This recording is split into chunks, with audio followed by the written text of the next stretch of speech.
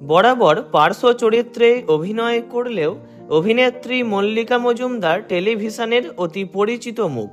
দুর্গাপুরের মেয়ে মল্লিকাকে আমরা অভিনয় করতে দেখেছি বহু বাংলা ধারাবাহিকে। তার মধ্যে জনপ্রিয় ধারাবাহিকগুলি হল মিলন তিথি, আমি সিরাজের বেগম, বকুল কথা, তোমায় আমায় মিলে, রিমলি, মন ফাগুন, অনুরাগের ছোঁয়া ইত্যাদি।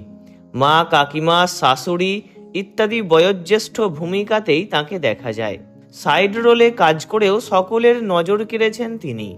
বর্তমানে শুভ বিবাহ ধারাবাহিকে কাজ করছেন মল্লিকা। অভিনয় জগতে এসেই তিনি খুঁজে পেয়েছেন তাঁর জীবন সঙ্গীকে। তাঁর স্বামীর নাম সৌমেন হালদার। সৌমেন একজন পরিচালক। 14 ফেব্রুয়ারি 2020 সালে একে অপরকে ভালোবেসে বিয়ে করেন তাঁরা। বিয়ের আগে চলেছে দীর্ঘ প্রেম পর্ব। সৌমেন হালদারের পরিচালনায় বকুল কথা ধারাবাহিকে কাজ করছিলেন মল্লিকা। কাজ করতে করতেই তাঁদের প্রেম গভীর হয়। তাঁদের প্রেমের কথা প্রকাশ্যে স্বীকার করেছিলেন দুজনে। পরিবারেরও কোনো আপত্তি ছিল না। বিয়ের দিন হিসাবে তাঁরা বেছে নিয়েছিলেন ভালোবাসার দিনটিকেই, অর্থাৎ ভ্যালেন্টাইন্স ডেকে। কাছের বন্ধুবান্ধব ও পরিবারকে নিয়েই কোনো রকম আড়ম্বর ছাড়াই বিয়ে করেছিলেন দুজনে।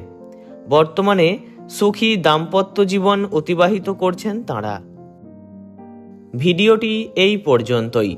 ভালো লাগলে লাইক করবেন আর কমেন্টে আপনার মতামত অবশ্যই জানাবেন। এরকমই অনেক ভিডিও পেতে চ্যানেলটি সাবস্ক্রাইব করবেন।